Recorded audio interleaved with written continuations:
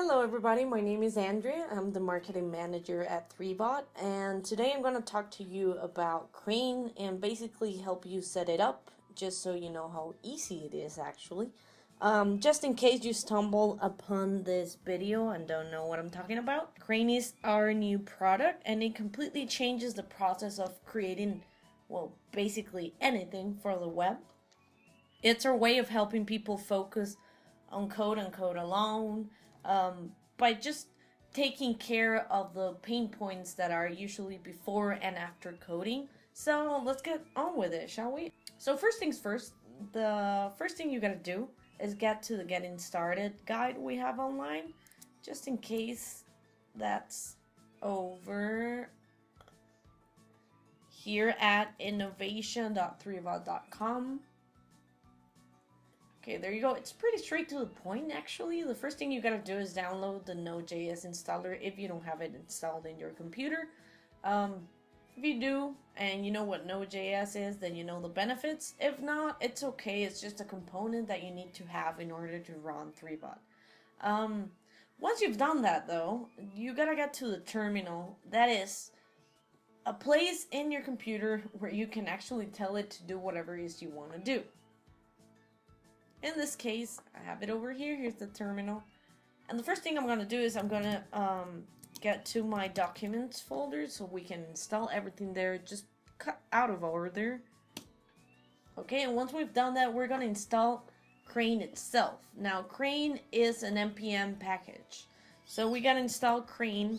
In order to do so in Mac, you'll see that you'll have to use the term sudo. Sudo basically means give me the chance to do it from my administrative user in the computer. So it asks for my password. I'm going to write it down. Whoops.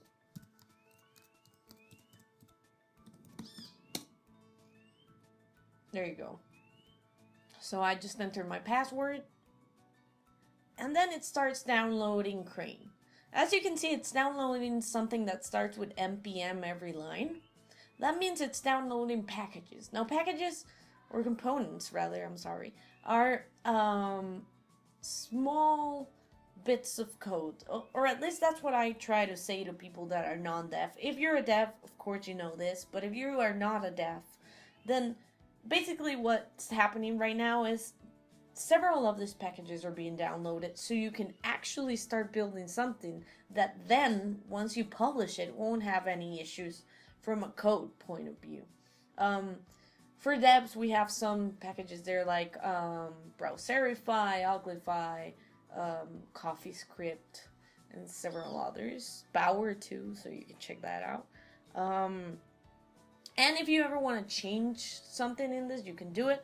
Just in case it's downloading them, but of course at the same time it's organizing them in a way that makes sense. And okay, it's been installed. So let's get on with the rest of it. We now have Crane installed. What do we do next? Well, the first thing you gotta do is register. We can't start building something if we don't know who you are, right? From the Crane point of view. So you'll make a new profile.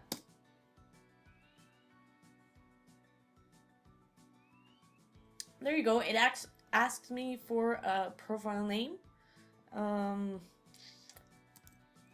Let's call it Craney. And an email. My email is hello@3bot.com.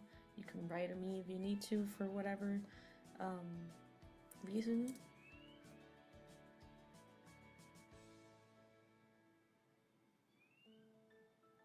And there you go. That's my profile right there. You also have a developer key once you create a profile. And you should write that down just in case. Always have it with you. And then it prompts me to go to the file it just created. Now here's the interesting thing. I'm going to show you what this means. It means that Crane, locally, always create inside your file in this case the documents folder. You can see that Crane has created several folders before on my computer. But in this case, it created one for this user we just created, which is Craney, right? Now inside that, you have several different folders that have different capabilities, each of them, but the important part is that every time you're creating something in the terminal, you're creating it at the same time locally. Now it prompts me to go to that file just so that any app that I create will be in there. So we're doing just that right now. There you go, I'm inside. Awesome. Okay, so what are we gonna do now? How about we make an app? I'm gonna download one that is already available.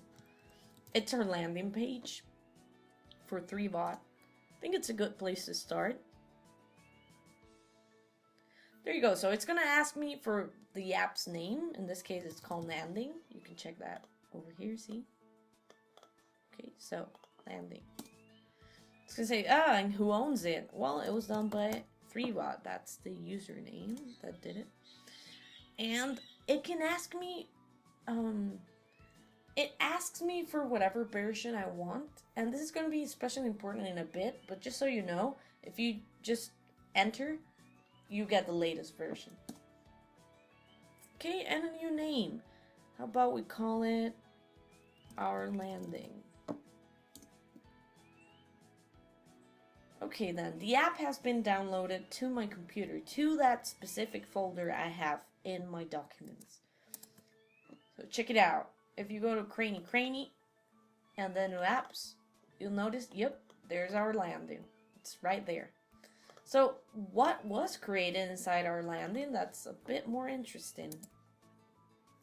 If we open Sublime Text, oops, no, rather, if we open our file, bit for bit, there you go. Okay, you'll notice that Our Landing has different things inside of it. It has an app folder that mostly has stuff that you probably won't have to meddle with unless you have deep knowledge of development. Then you have the assets of that landing. See, it's images. And then you have the code. Inside the code you have the views, and there's the layout in HTML. Okay, so that's our layout right there. If you want to check out what that looks like, there's two ways of doing it, of course. You could see the original app, but we renamed it. So how about we just make a local server so I can, you know, preview it in my own computer. Let's do that by typing 3bot server. As you can see here, 3bot server will run your app in a local server.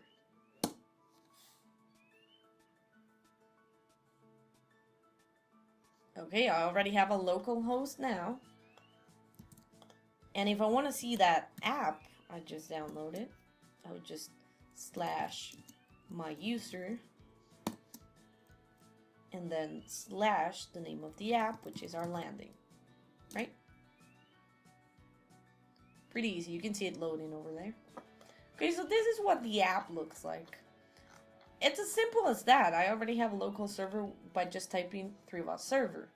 Now say I want to change something in this and show you how it would look like by changing it. Well, that's pretty easy actually. You just go to Sublime Text, change something here, maybe write, hey mom, look, no hands, and just save it. There you go, I saved it. Come here and reload it. There you go, that's the change. Hey mom, look, no hands. So that was pretty quick. Say I want to upload this as a first version, and this time upload it not to a local server, but, you know, the actual web. So that's pretty easy. What I would do would be, let's go back here for a sec. Use the upload command. Now, upload is not the same as publishing. This won't upload a final version, but what it will do is create versions that you can go back on for whatever reason. So let's do that. About 3bot upload.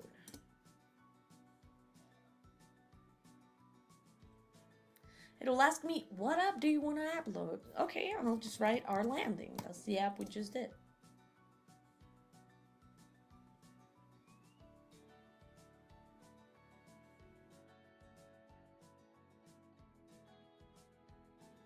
Okay, and then it gives me a URL, and this is the most important part. As you can see, this URL has a 1 at the end.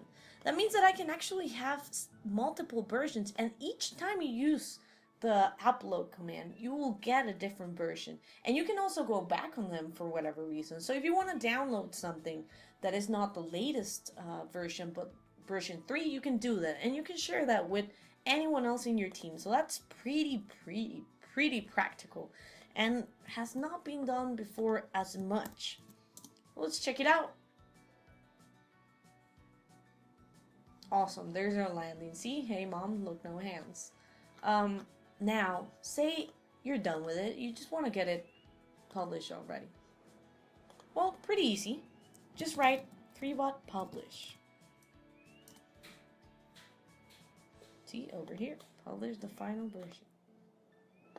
It's gonna prompt me for the name of the app, our landing, once again.